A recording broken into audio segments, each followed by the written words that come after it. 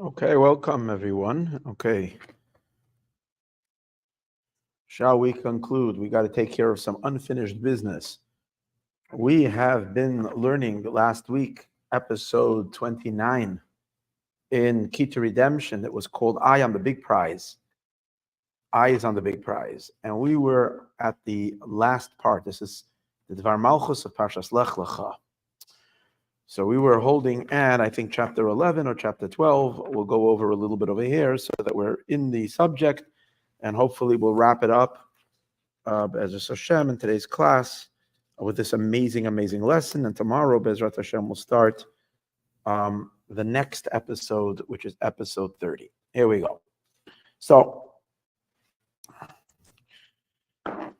we were talking, to refresh everyone's memory, the connection of Parshas, the connection of the opening of the story of Jewish history, the story of Avraham, that he has to go to the land of Israel, with the beginning of the Jewish experience. Why is that the first? What's its first? Why is that so essential? That he go to a land? He's a spiritual person. Why was God directing him to go into the land? And when he comes into the land, God keeps on promising him the land, that this land will be yours. This land will be yours. So many times, 4 times on last week's Torah portion, in Parshas Lecha, we have the promise to God, I think at least 4 times, that this land will be your land. What's the relationship with the beginning of why is that so essential to the core values of the core experience of being a Jew? We also learned that the culmination of Parshas Lecha is the circumcision. So it's the taking of the land and the circumcision that kind of like crystallizes the whole idea of the role and the importance that the Jewish people play in this world. How does that work? We were also learning, if you remember at the beginning, he was discussing the idea of, since Hashem told Abraham, since God told Abraham, go to the land, that was thousands of years ago. That was just like a preparation on twofold. It was the very beginning of taking possession of the land. Number 2, it was also a introduction, only a small little introduction for the receiving of the Torah. As we discussed also at the beginning of this talk, that the commandment to Abraham, go to the land of Israel, is considered the beginning of the giving of the Torah. It's the preparation. It was the first mitzvah. Here is where the 2,000 years of Torah is initiated. Here is where, in the words of the Arizal, this is where the Yichud, the Yichudim, the unifications that are related to the giving of the Torah begin. What's the relationship? What was the question? The question was, how does that apply to us today? We are today long after the beginning or after the middle. We are at the very end. So when we're learning Parshas Lecha, how are we supposed to be inspired in terms of not just about something that happened, but something to live with right now, that we are supposed to be considering ourselves setting off on a journey to go begin the process of receiving the Torah, to begin the process of taking possession of the land. When we finished we already taken hold of the land. I mean, now there's issues and people, ridiculously challenging it, but that's not of any real, true, essential consequence. It's ours. It belongs to the Jewish people already. What more? Like, why are we now talking about the beginning? How does it speak to us today? So all of these answers were given, and the idea that was explained, that we have to really peel away the external and get to the essence. The essence of what it means to be a Jew is the fusion of the upper and the lower, the God and the world. That's the idea. The infinite, boundless, endlessness of God should come down and reside and be present in the physical. And as we discussed in last week's classes, literally in the physical, not just conversations that happen within physical human beings. That Abraham already accomplished in Haran. He had a society that was listening to him. He was already teaching. He was already inspiring. He had followings. He wrote books. So in terms of social discussions, God was already a known factor when Avram was in the land of Haran, Mesopotamia. That's before the Jewish experience. The Jewish experience is related to the changing of the way we experience physicality itself. Now this, by the way, this is important to understand, this has not yet revealed itself in the world. In other words, the effects of 4,000 years of Jewish practice and of Torah and mitzvahs in the world has not yet really been felt. In other words, it's all there as seeds, like planting seeds. It hasn't manifested because the manifestation of it is going to be a radical change of the very, very, very fabric of, or the very experience. In other words, the experience of the divine is going to be a physical sensation once Mashiach is revealed. That can be I discussed this on Shabbos over here. On Shabbos, we don't have any recordings. The reason why the world is so terrified now, and there's such an uproar regarding Israel and all that stuff, the real story, what's the inside story is, because subconsciously people feel that the godless existence that they've been living for thousands of years is about to disappear. And our entire existence physically is going to be plugged into God. We're going to sense physically the reality, the truth that He is, and there's none but Him, and all of existence is nothing more than an emanation of Him. And those who are terrified of losing their egos, losing their abilities to choose and live lives that are empty, meaningless, and self-fulfilling, fulfilling their most immediate external gratifications without any depth, without any inner core, are terrified. And they know the Jewish people are at fault. They don't know the process. They don't know it up here, and they know it has something to do with the Jewish people in the land of Israel, as this talk is illustrating, is bringing out. Now, this idea that we permeate earth, that Abraham couldn't do that before God told him Lech Lecha. God had to tell him Lech Lecha. Lech Lecha means go away. Go away meant to go out of your boundaries. That was the commandment. Get out of yourself. In other words, with the power of a human being, you can't do this. You need God, the creator of heaven and earth, to enable you to do that. So you need to be going with God's power, not with your power. And that's what it means. Transcend yourself. Everything you've done, go out, go out. Get past yourself, even your highest self, and go to the land that I will reveal. And the deeper meaning, as we learned, I will show you who you are.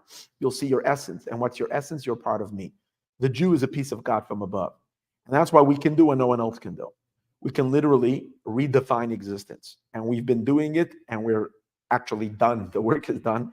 We're just waiting for God to remove, like an artist that finishes a piece of art, and everybody's waiting for the statue to be revealed or for the painting to be revealed. And meanwhile, there's a thin sheet that's covering it, and then they're going to just lift that sheet up, and everybody's going to see it. That's what we're holding right now. We're waiting for the sheet to be lifted, but the work has been completed already. All the work of Torah and mitzvot that transforms the very substance of the physical material world. Now, this work begins in Lech Lecha, and now we'll understand why it was so important. The mitzvah itself is to go to a land, because the whole point objective over here is to take hold of a physical land and make that land Jewish land. What it means, Jewish land, means godly land. It belongs to a godly people, and that the land itself is different than the land of the rest of the world. Earth itself is changed. Earth is a different earth. Now, that work of taking possession of the land will later enable us to be able to change the earth and the soil and the physical phenomenon of all of the world, not just in the land of Israel. Eventually, this godly transformation will happen in the rest of the world.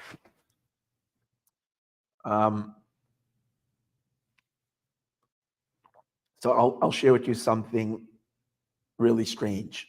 Other religions, Islam and Christianity to a certain degree, have a dream of world conquest for their faith, world dominion. The fanatical Islamists, for sure, that's their agenda. That's what they want. They want to create a caliphate in the entire world. The Christians, I'm not exactly that familiar with Christian ideology. Jews are not into proselytizing at all. And we're happy if we're in our own little corner and we do our own little thing and no one bothers us. We're not trying to convert anybody. We're not trying to, tell everybody you have to listen or else you're going to hell. It's not a Jewish message. It has never been a Jewish message. Jewish people are required to inspire the non-Jews to keep 708 laws, but that's about it. there's no world dominion. Yet we're the only ones who are actually that are coming to a state of world dominion, but not in the way like everybody else interpreted it, but in a much deeper, a type of dominion that is so much more powerful than anything else. We will dominate everything. We will dominate every speck of the universe by doing what? By programming the very physics, the very substance of reality. God, and because this is only God could have created the system in which we reprogram the world through the mitzvot. God instructed us; these are divine commandments. You ever see Jews wearing the straps and the boxes on the head when they're praying, the talit with the fringes, with the strings at the end, or engaging in other weird stuff like shaking species of four fruits in all directions, or putting a scroll or a mezuzah on the door, or all kinds of other stuff. If you want to know what they're doing, they're reprogramming the program, literally reconfiguring the physical substance of creation. And the moment the download is concluded and God snaps his finger like this, then suddenly from within, that means from within the core of every physical being, will be the full recognition, oh my God, that God is the reality of everything and there's none but him. That's what we're talking about, world dominion. This is a much, much, much higher transformation. It's not a dominion for anybody to serve us. There's nothing selfish about it. It's actually liberating for all of existence. It's not dominating anything. It's allowing all of existence to experience its own truths that has been blocked from it by the time of creation. God, when God creates the world, he blocks the creation from knowing its own truth. And our job is to remove that block, or to remove the virus, so that everything can come into true connection with what it really is. Then there will be brotherly love, unity, joy, happiness, health, and an incredible enlightenment that will go deeper and higher and higher and higher, without the threat, without the fear, without anxiety, without stress. Just utopian, true utopian existence based on universal recognition of one God that is going not to be taught by people, but is going to be experienced from within the flesh and bones of existence. As we say, the prophets have been talking about, V'nigla kvod Hashem, the glory of God will be revealed. V'ra'u kol basar kepi Hashem diber, that flesh will see that the mouth of God has spoken. That means it's going to be a physical, we are going to see it with our physical eyes. God will be seen everywhere. Wow, this gets me excited. So now you know why people are so uncomfortable with the Jews. This is it. This is it. But it isn't going to help anybody because this is happening. We are unstoppable. We are unstoppable. And the great thing is we can hoist the flag of victory already. These silly little garbage that are making noise, just a little noise. It's a little external distraction right before everything changes. So, and all this was predicted way back that this was going to happen. In any case, now we understand why Judaism is fixated on us owning a piece of land, because it's only when we have that physical land of Israel and make it the holy land, and God can fully permeate it and dwell in the land of Israel, that consciousness and that transformation can then later, via the continued observance of mitzvot, when Jews leave the land of Israel and we're scattered all over the world and do mitzvot, but we have a base already that has been established, then that godly light can travel throughout the entire world, remake all of creation into a divine garden.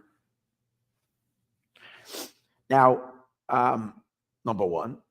Number two, we also understand why Abraham's important moment in Parshas Lecha is the circumcision.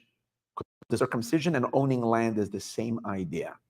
It's getting into earth. It's not enough that we have a spiritual awareness, a holy experience in our souls. We pray, we have spiritual experiences, but that means that our flesh, our physical body, knows only intrinsically of its own physical desires, wants, needs, pleasures.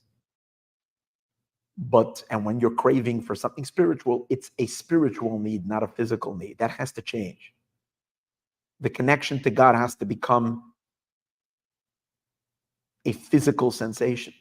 In order for that to happen, the first piece of human flesh that becomes messianic is the flesh where the covenant is made. Yeah. In the bris milah, by the place of the covenant, that's where God imprints himself. Now, he couldn't find a better place to imprint himself. And the answer is precisely that. In the place that there is the most rebelliousness against God and holiness, the place that we are so tuned into only feeling our own pleasure without and forgetting about the deeper reality of God, God says, I am the truth everywhere, even of your sexuality. And therefore, I have to enter everywhere, every part of your being. That's the depth of what we're talking about. And that's why the mark of God, the sign of God on the flesh of the body and the conquest of the land of Israel, together, Abraham was the initiator, Avram Avinu. When he did it in his own life, it initiated and empowered it to happen later. Now, the real fusion of heaven and earth, the real fusion, happened 400 years later. See, these things take a long time. This is a slow process. So 400 years later, when the Torah was given, that's when the real channels were opened up and the downloading really began. But we needed some preliminary work. And the preliminary work were by our forefathers, patriarchs and matriarchs. And it all begins with Abraham, and it begins with the command to go take possession of a land. And then it concludes the next, like the ultimate of it, is when he makes the circumcision and he's connected. That's kind of a brief explanation of what we learned until now. Now we're going to be starting chapter Yud Beis, chapter 12. Based on all of this, the Rebbe says, now we'll understand why Lech Lecha, this commandment, is relevant to us today. And the idea is as follows, based on what we learned also earlier in the discourse, in the talk, that the Torah itself is revealed to us in stages. First we have one level of Torah revealed to us, but the more godlier the world becomes more and more receptive and capable of receiving deeper and higher godly wisdom, to the degree that not only, like we learned in the beginning of the discourse, that every day, first of all, tri-yearly, we have powerful upgrades in the Torah, in the Torah that we receive. We peel away, let's say, the external layers, and we're privy to higher integration of higher levels of Torah. 3 times a year, or the 2 times of the year that we read the Torah portion about the giving of the Torah, and the holiday of Shavuot, which is the season of the year when the Torah was given. These are 3 monumental Torah advances, occasions in the year when there's like a tremendous boost in the world receiving deeper, more Torah from God, because the world is in a constant state of elevation, higher and higher and higher. But also every day we say a blessing, God gives the Torah, because every day we're supposed to look at the Torah like it's new. We would not be commanded to look at it like it's new if it wasn't new. It really is new. Every day we receive higher. The Torah opens up for us deeper and deeper and higher and deeper and so forth. But all of this is nothing in comparison to the Torah that's going to reveal itself with the coming of Mashiach. Mashiach will teach Torah like no other human being has ever taught, much higher than Moshe. He will bring us what's called Torah Chadasha, the new Torah. It's the same Torah, but the Torah unlocked in a way that no one has ever even begun to comprehend Torah on that level. And that's that part of the Torah, that compared to that, it's as if we hadn't received any Torah yet.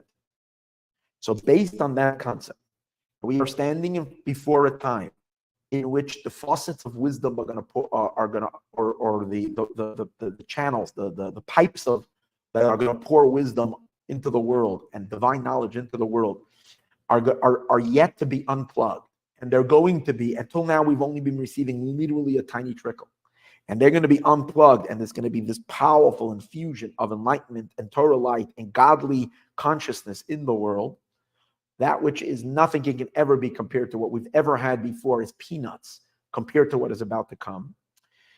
And as we said earlier, in order for us to achieve and receive the Torah and then integrate it into the world, just like the first time before the Torah was given, Abraham need to go conquer the land, and that was like a preparation.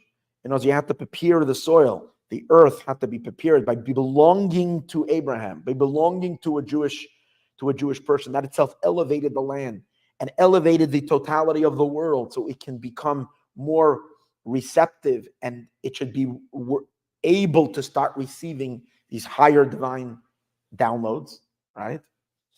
So similar to that, we have to continuously go to the land and take the land. Now, it doesn't mean just because, 2,000 years ago we were driven out of the land, because that we can say that in 1948 Jews came back. Jews came back way before 1948. But let's say that there has been a much greater establishment in the land of Israel, and so on and so forth. So it's physically under in Jewish hands. But more than that, much more than that. The land of Israel that we have today, as just like we said earlier, the Torah that we have today is only a little tiny bit of the Torah. The land of Israel that we have today is only a small portion of the land.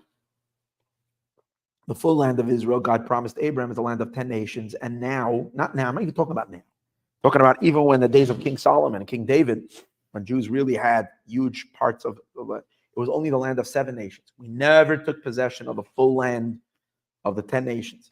As I mentioned last week, it's 300,000 square miles, what God promised Abraham, from the Euphrates River to the Nile River.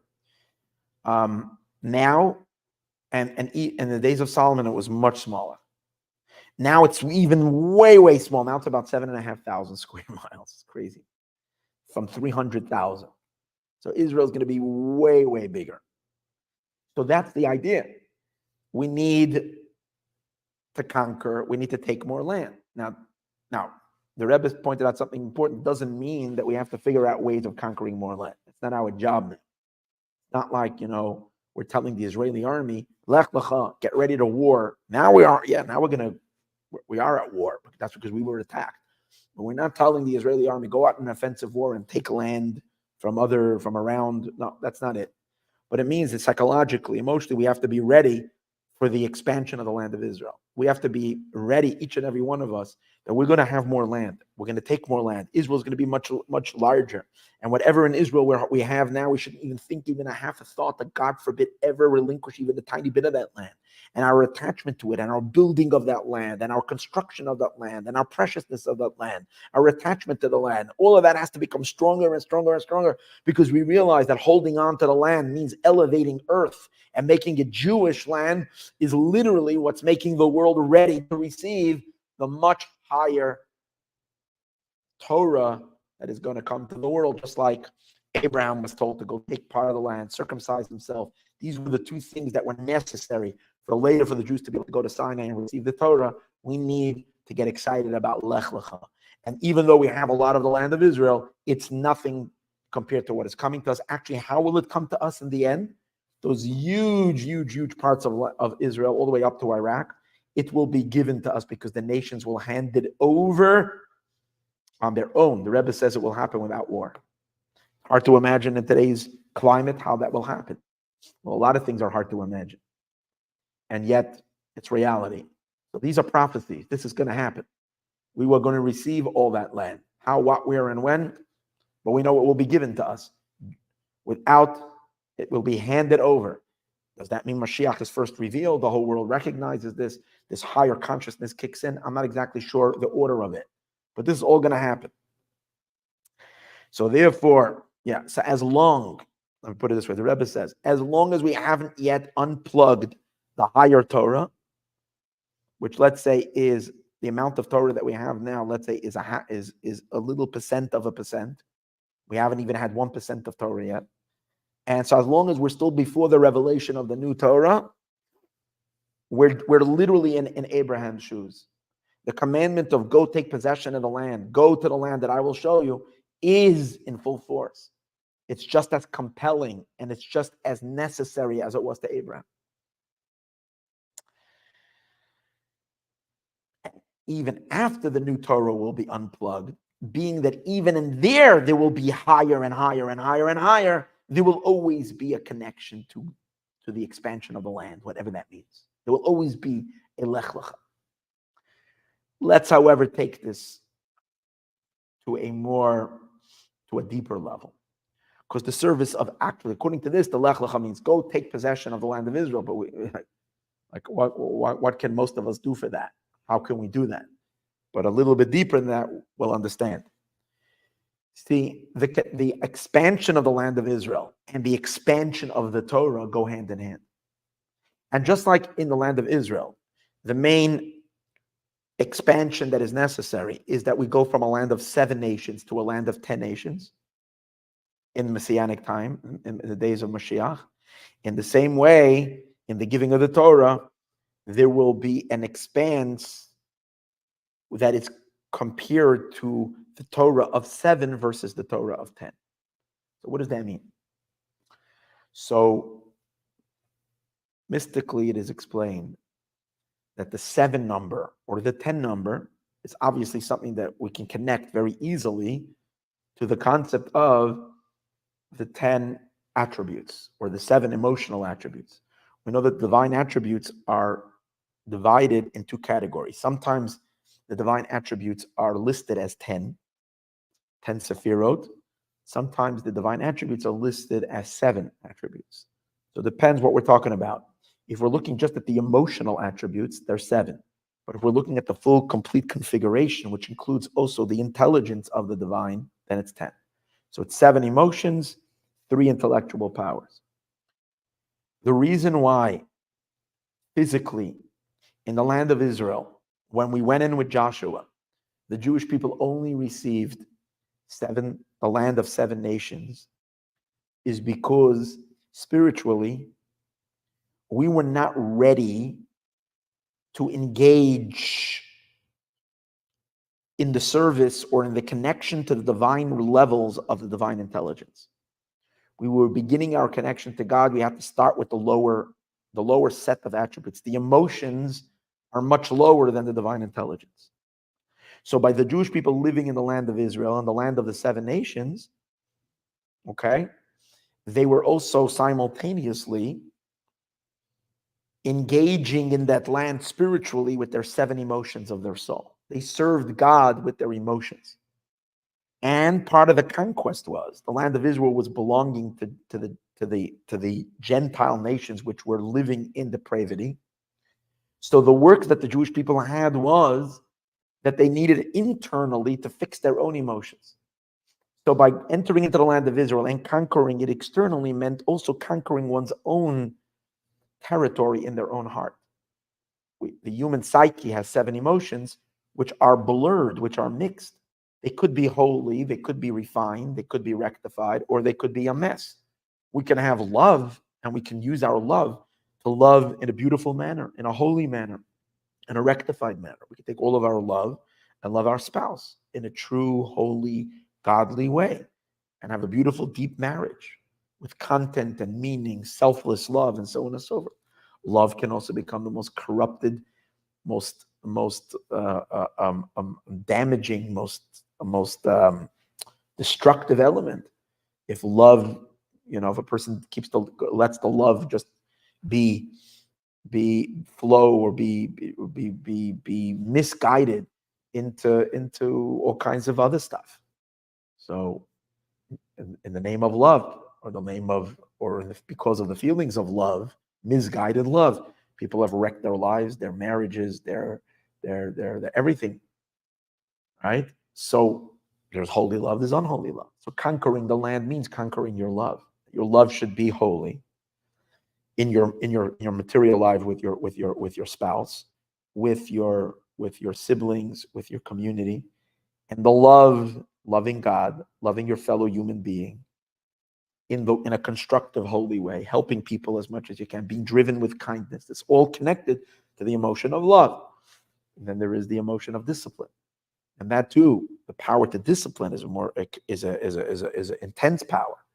That power of might and power can also be used in a corrupted way. It can be used to hurt people, to abuse people, to be angry, to be whatever. So there as well, they needed to work on themselves internally. So going into the land meant implementing the higher, the refining their emotions, and as a result of that, living in the Holy Land of Israel. Now, in order to do that, they had to unlock the power of the Torah. The Torah was given to them. But the Torah that was given to them was mainly the Torah of the divine emotions, the lower level of the Torah. The Torah comes from God. God has emotions and he has intelligence. Even though the Torah primarily is emanating from divine intelligence, it's the wisdom of God. Yet, it's the wisdom of God that relates to the lower seven emotions. So it is intelligence, but it's the intelligence of the emotions, not the intelligence of the intelligence. Two types of intelligence.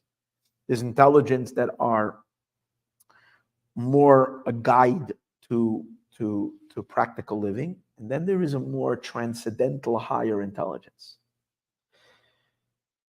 When we went into Israel, from when we went with Joshua, and continuing on through the entire time the Jewish people lived in the land of Israel, that was for first about 700-800 years until they were exiled, and then coming back for another 400 years. So about 1,200-year period. When we lived in the land of Israel, we had the temples, we were connected to God on a very high level. It was only plugging in on the level of the emotions. And the Torah that we understood was the lower aspect of the Torah, like discussed earlier, that the real deeper Torah has not yet been revealed. Now, and that's why physically we only received the land of the seven nations. And this is the way it's been for the last 4,000 years, or 3,500 years since the Torah was given.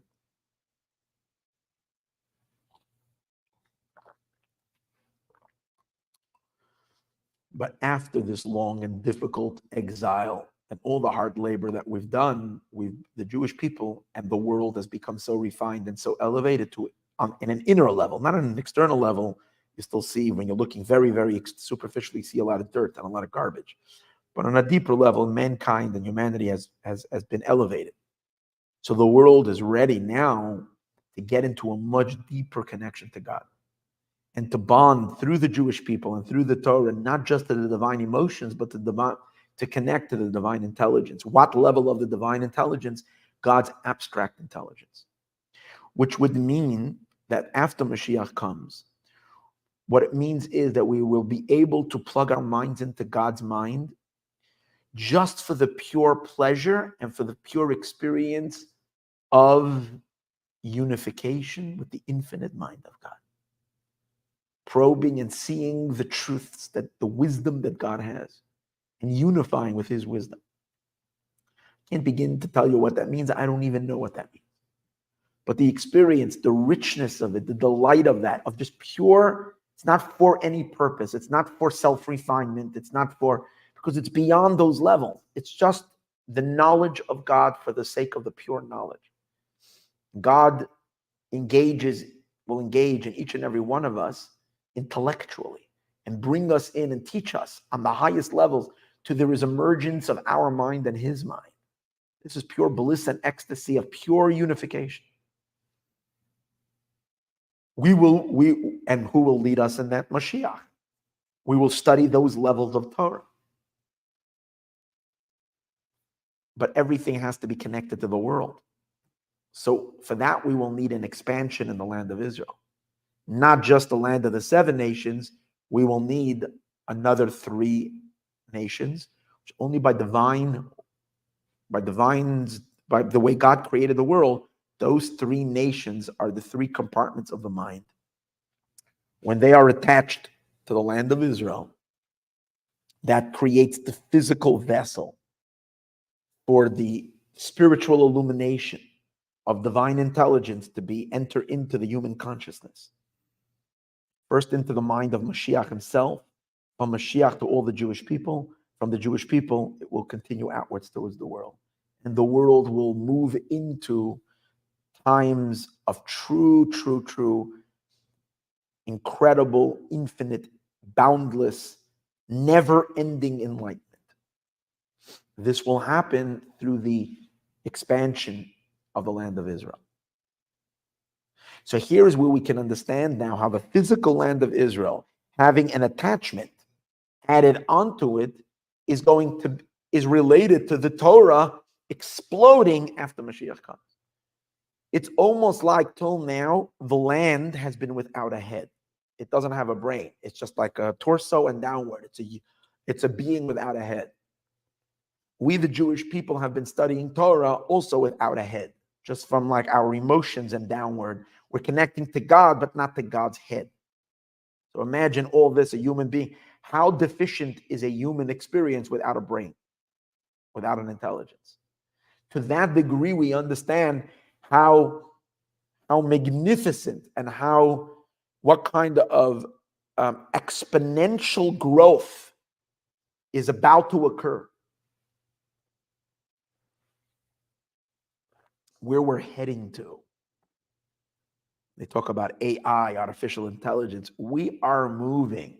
Wow.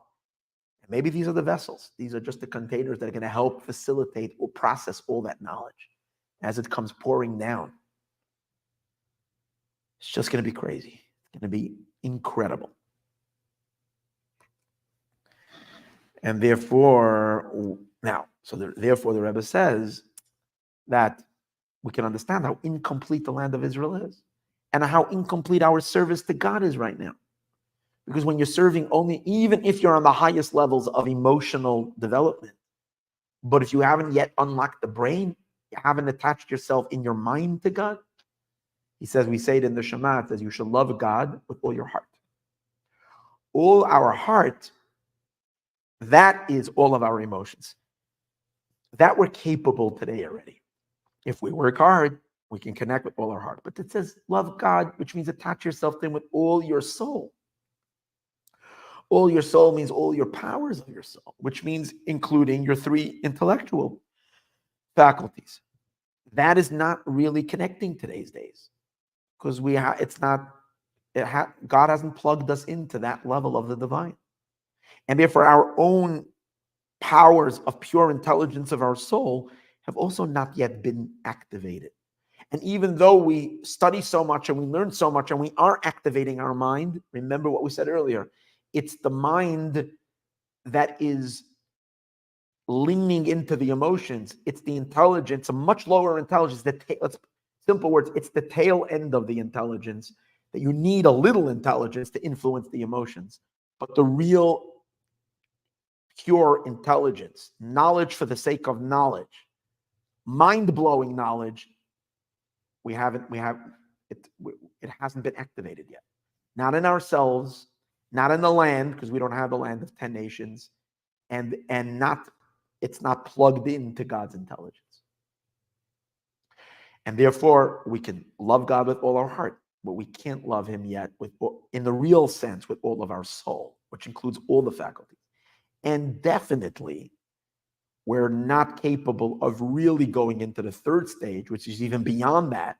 To love God with all your might. All your might means literally infinitely. For that experience, it's even higher than once we have the full experience of the mind, then we can journey to levels of pleasure and delight that are beyond the mind, even beyond the mind. Which means from the word b'chol ma'odcha means very much with limitless. So everything we've ever had in Judaism, everything we've ever had in our spirituality is a crumb.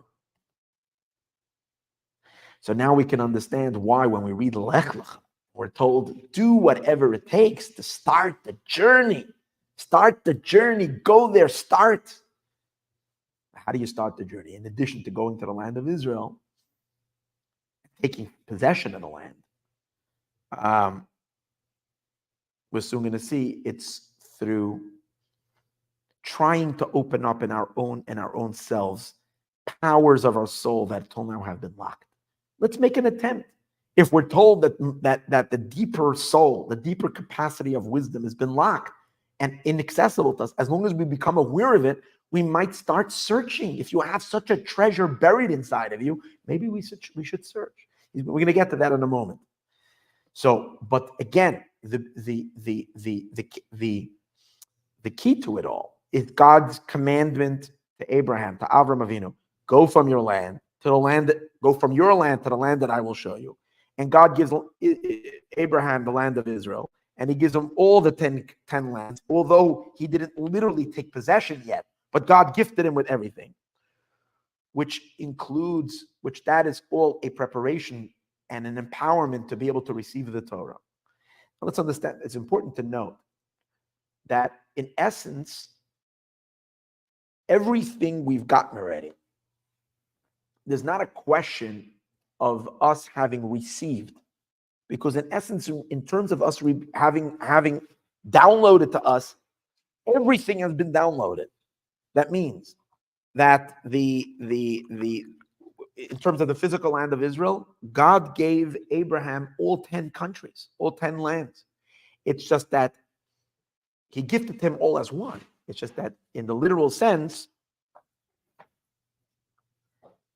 we didn't take it yet. I'll be done in like 20 minutes. Yeah. In the literal sense, we haven't taken it yet. Same is also with Matan Torah, the giving of the Torah. God gave us the entire Torah. The Torah will not be given in increments. Torah is given in one shot, but we haven't had the capacity to click on the files and to open them up. That's the idea. So, Lech is God's telling Abraham, start probing, start going on that journey. Preparation for the giving of the Torah, where we know that this concept that there is the higher Torah of the future and the lower Torah of the now is sometimes referred to in Hasidic teaching as the revelation of the 50th gate of wisdom. Our 50 gates of wisdom, 49, however, was revealed to Moshe, the one who gave us the Torah. The 50th is elusive. Now, the 50th is much bigger than all the 49. 50th is especially the internal element of the 50th. That's the pure, infinite, boundless, unfiltered or unadulterated wisdom of Hashem himself. That was also given to us. But again, it was not revealed. It's not, for all practical purposes, it's as if we don't have it. It will be revealed in the new Torah when Mashiach comes.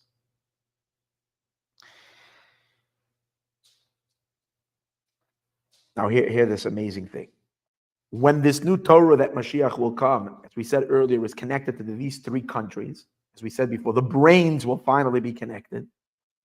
Now, these three countries, when God tells Abraham, Avram Avinu, are referred to in the Parsha of Lech Lecha.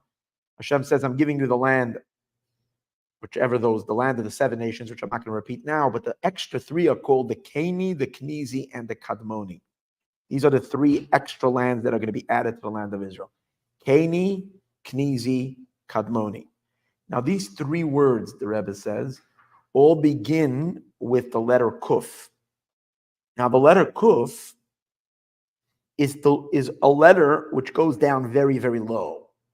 There are different letters in the Torah, different types of letters. There are letters that most letters sit on the line, like they're on a line. Some letters go up higher, like a lamed. It has a protrusion that goes up, and then there are some letters that go down below the line, like a long nun. One of the letters that go down lower is the letter Kuf. It goes down low. So what is the secret over here? although these three lands are referring to God's essential intelligence, that's why they're the brains to receive the higher intelligence, the infinite intelligence of God, that's going to be revealed only in the new Torah when Mashiach comes. It's going to be downloaded into our souls. But the Rebbe says the fact that it's called by the letters of the name, the words that refer to them, Arcani Knezi, with a long nun, means that this is going to be downloaded all the way down. And it's going to go so much down till it's going to actually impact earth. It's not going to remain lofty, abstract, removed. It's going to be channeled down to the point when the knowledge is going to become the knowledge of earth. That's the hope, not just the knowledge of souls, of a few wise men in Greece, a few philosophers. That's not the point. The point is that it's going to become not just, we're talking about abstract intelligence, pure unification with God. It's going to channel down into our emotions. It's going to become emotional intelligence. It's going to become physical intelligence. Our gut will know it, not just our mind will know it. The physical substance, earth will know it. It will become so much part. That's the long kuf. That's why there's a prophecy that says, Umala ha'aretz deya es Hashem. That earth is going to be filled with knowledge of God. Earth itself will be filled. And here the end of that verse. When Maimonides speaks about Mashiach's times, it says, the earth will be filled with the knowledge of God, like the waters cover the sea. So here the Rebbe's incredible insight, which I've never seen before.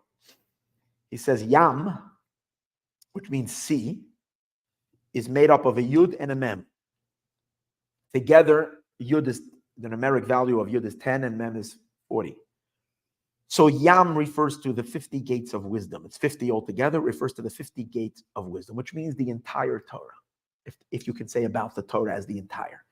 The ultimate wisdom, the endless, boundless, essential wisdom of a God. That's the ocean. Now it says like waters cover the ocean, cover the sea. What's Mayim? So it's an interesting take that I've never seen before. He says Mayim is stated water, but it doesn't say water, it says waters in the plural. It's referring to the pluralistic world. When we look at a world, what do we see? We don't see the unity, the oneness, the one being that is the reality of everything. We see stuff, we see things, we see substances, pieces, things. And that's why the world becomes a world of the multitudes of many. It becomes the public domain. It becomes a place where God is ignored, the oneness is not felt, and everybody's doing their own thing. When everybody's doing their own thing, there is war and hatred and pain and fighting and all kinds of stuff, because things are not tuned into their soul, to the origins, to the singular oneness of everything. So Mayim is referring to the many aspects of the world and it's what we call it, the multiplicity of existence. Now what he says is like this: the earth is going to be covered with wisdom of God to the point that it's going to be sensed and it's going to be felt that everything that makes up the multiplicity of the world is machasim, is just a tiny little cover. It's a little something that is hiding and containing within itself Yam, the infinite, boundless wisdom of God. That means that no matter which element, the way I understand it, it means that no matter which element in this physical world we're going to encounter in the future days, you're going to rub on it and scratch it. What are you going to see? It means you're going to, open it. You're going to go past the cover, and we're going to have the ability to go past the cover. We're going to look inside. So just like, for example, I'll give you an example. Just like when we thought you took a grain of sand, it's tiny nothing. Then you put it under a microscope, and you see that there's an entire universe inside. Inside a little cell, there's an entire cell's like universe is there. It's incredible what's there because we looked inside. When Mashiach will come, we'll have the eyes, and we'll see that in every speck of existence, behind it is the ocean of the infinite of divine wisdom. And that everything we see is barely a physical cover that's containing that has that inside of it. And that's the way we're going to experience everything in this world. Everything in this world will invite us to probe in and dive into it, into its endless divine light that's contained in it, and wisdom. There isn't going to be a boring moment. There isn't going to be a moment that we're not stunned. There isn't going to be a possibility of like not being in everything, everywhere and everything is a cover for the Yam, for the 50th gate, for the infinite wisdom of God. All that it is. And we will see that in everything, in every aspect of existence. Wow. That's where we're heading to. So what is then the direction? So what are we supposed to do about that? That's what's going to happen. What's the direction in this? What is God saying to each and every one of us based on all of this? So here he goes in chapter 14. This is such an amazing conclusion for this amazing talk. He says every single person is commanded by God to journey. Where should you journey? Set out on a journey. Where? Study Torah. Study Torah. But don't study Torah a little bit, study a lot. The Lech Lecha that we're told to go is to study Torah. And to study Torah, just like by Abraham, he told him to go away from the land that he's in and go to a new land that I will show you. God is beckoning each and every one of us, come, I will show you a new land. What does that mean, a new land? A new reality that you don't know. How will you know it? Study Torah. You'll study, and you'll say, but I studied already. I learned already. I know it already. God is saying, leave that land. It's true, you learned it already. You know it already. But there is a new land. Behind the land that you think you studied, behind the ideas of Torah that you think you've kind of mastered already, and you know it, behind it lays an ocean of infinite light, of infinite wisdom. God says, go deeper, Lech Lecha, go travel. Even if you learned a lot of Torah, you can always add the Rebbe says, get to the novelty of it, because the Torah is without an end. As the verse says, there's a verse in Job where it says, it's longer than the earth and it's broader than the sea. More than that, the Rebbe says, every part of Torah is the key to give birth to new ideas. Because meaning, if you learn one thing and you study it, you grab it, that can open up your mind to a whole new innovation, to a whole new, and this can go on and on and on and on. In the journey itself, what God is beckoning us to do, what Hashem is commanding us to do, each and every one of us, is not to take small increments of learning a little more and kind of like hovering where we always were and just thinking, I'm going to expand my mind a little bit. It says, no.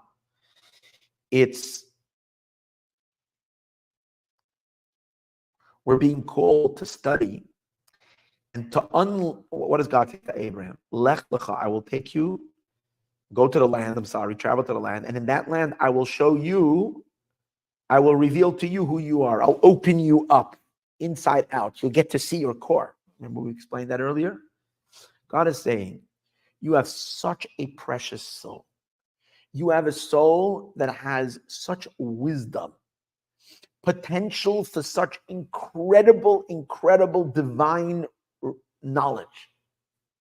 You haven't even begin to scratch the surface of your own soul. And therefore, God is saying, don't stay on the outside.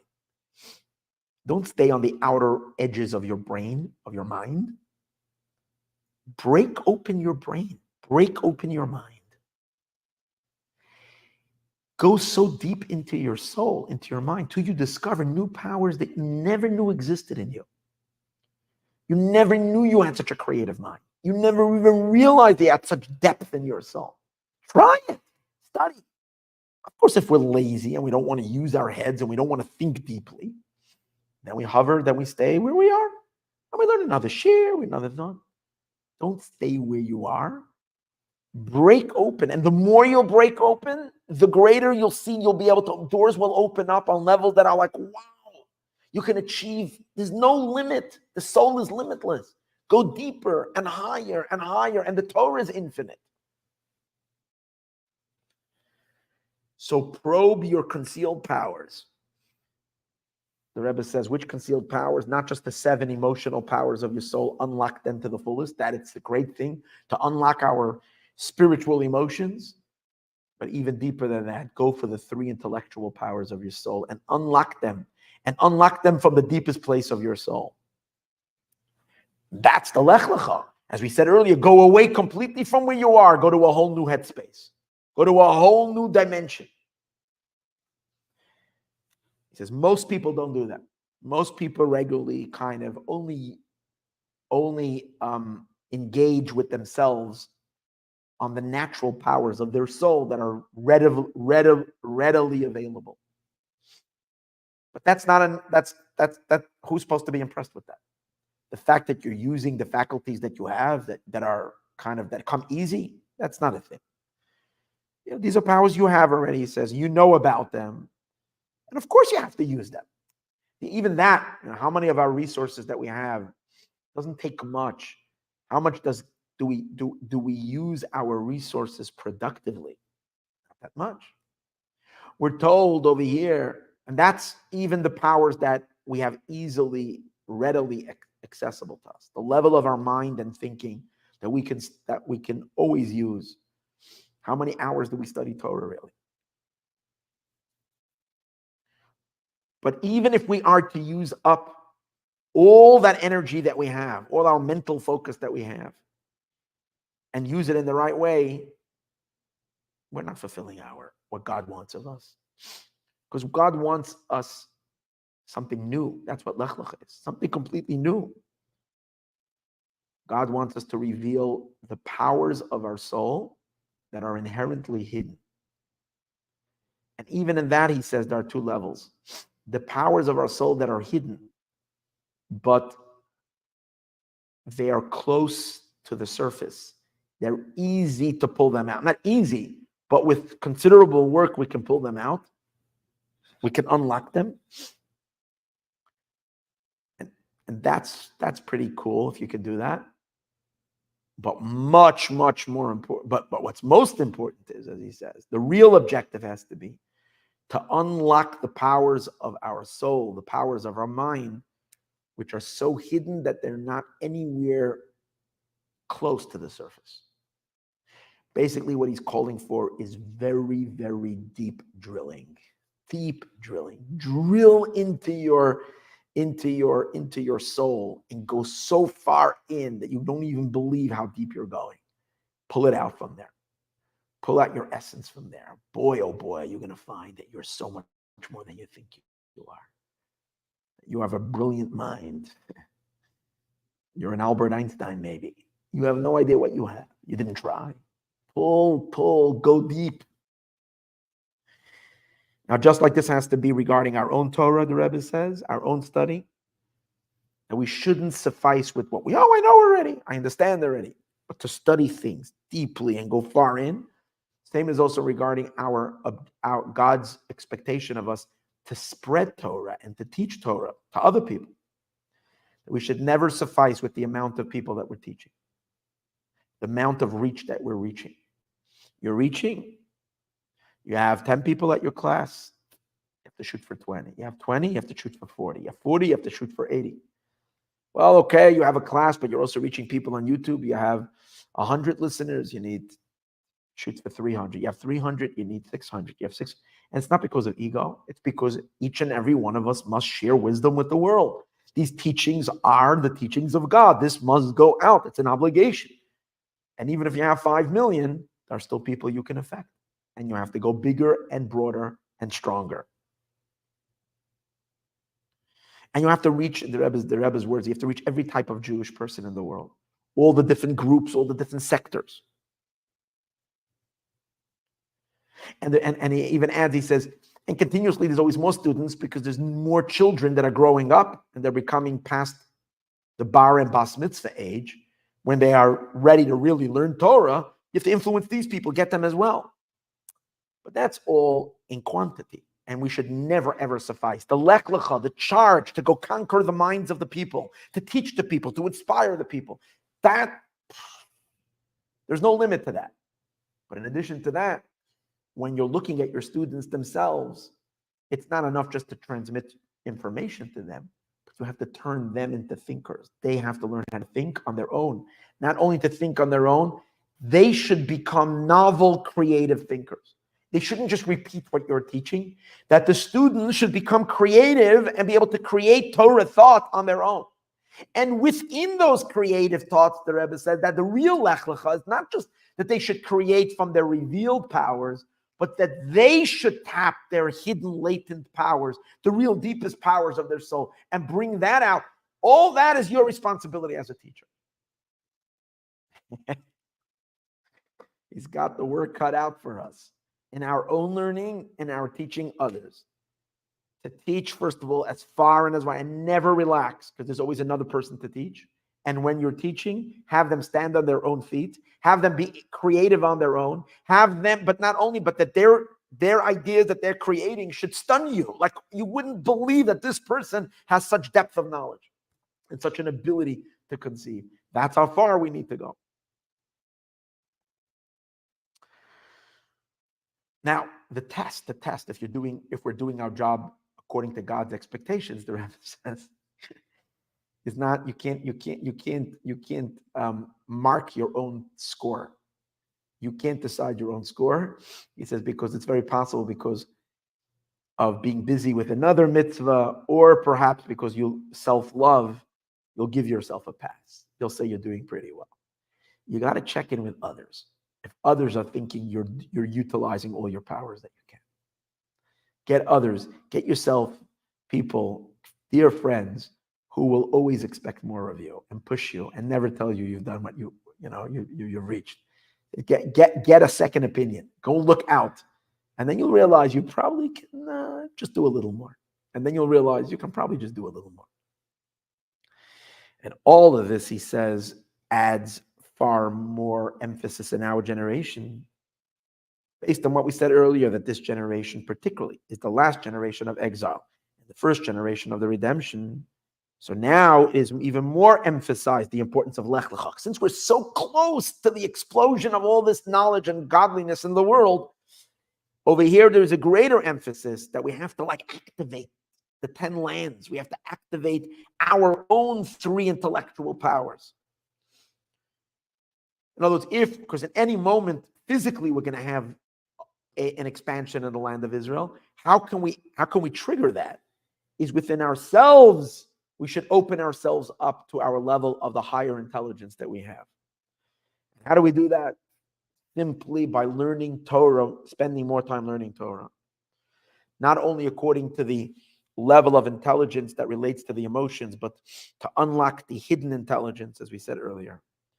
And that happens more through the study of the esoteric part of the Torah, Hasidus and the like, versus the revealed part of the Torah, which is more related to the emotions. And including particularly learning the subject of the redemption. We do on this YouTube all the time.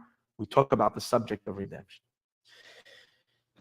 The concluding blessing the Rebbe gives, like he always does in the end of a talk in chapter 15, he says, let it be the will that through the addition in our service of Lech Lecha, where we challenge ourselves to go farther and farther and farther and farther deeper into ourselves to unlock the highest powers of our soul, let it be fulfilled in the literal sense, the simple meaning of Lech Lecha me'aretzecha, that all the Jewish people from across the world will be gathered from the 4 corners of the earth. We go to the land that God will show us in the literal sense, and we go not only to certain spaces where because other places, other people don't let us go there, Jews are afraid certain places to go in the land of Israel because of others that don't belong there that live there. We should be able to go la'arka la'rachba. We have to go across the land to the length and to the width, including we should be able to already get access to those 3 extra countries, which we will receive peacefully from the nations, as we said earlier. And together with that, with the powers of our 10 powers of our soul, in other words, in addition to the physical land, we should all be completed, filled with spiritually as well, our 7 emotions, our 7 intellectual powers. And the main, and this is also important, the revelation of the new Torah that Mashiach will reveal. And then from us, it should spread into the entire world, like we spoke earlier, like the water covers the sea. And it will begin to influence the Gentiles as well, the Gentiles, the nations of the world. They too will not be busy with anything else but to know God. And the king, and the Rebbe brings the verse, to God will be the ultimate kingship and sovereignty. And not only will it influence the Gentiles, but it will go further. It will begin to influence the lower parts of the world, the inanimate, the vegetation, the animal. In each and every part of these worlds, the divine power that's in it will unlock, will reveal itself, to the point that a stone will cry out from the wall. It will cry its divinity, as the verse says. And a fig, if someone wants to pluck the fig on Shabbos, when you're now allowed to pluck a fig, the fig will cry out. How can you do that? It's Shabbos. You're now allowed to do that, which means the creation themselves will be super tuned in to their divine truth, to their purpose in this world, and the animal as well, and how much more so the human race, that every being will know that you have made it, and every formation will know that you have formed it, and every soul and every being that has a soul in its nostrils will cry out that God is the King, because the entire world becomes a home for Hashem. And also in the upper worlds, in the 3 lower worlds, which is Bria, Yetzir, and Asiya, which is the levels of creation, there will be the revelation, the same level of the divine revelation of the world of emanation, which is the world of Atzilus, which is close to the essence of God. And from Lech Lecha, we come immediately to the next Torah portion, which is the Parsha of Vayera, which means that God has revealed himself to him, which in this case means the divine revelation that is in the 3rd, that will be in the complete redemption, when our eyes will behold our teacher, which is referring both to Mashiach and to God. And we will achieve and have that revelation while we are in bodies, when we are perfectly healthy and perfectly fine, as we don't have to go through any more of this suffering and more. And this is also important, that all this should happen instantly right now. Thank you. B'ez Hashem, tomorrow tune in for episode 30, another mind-blowing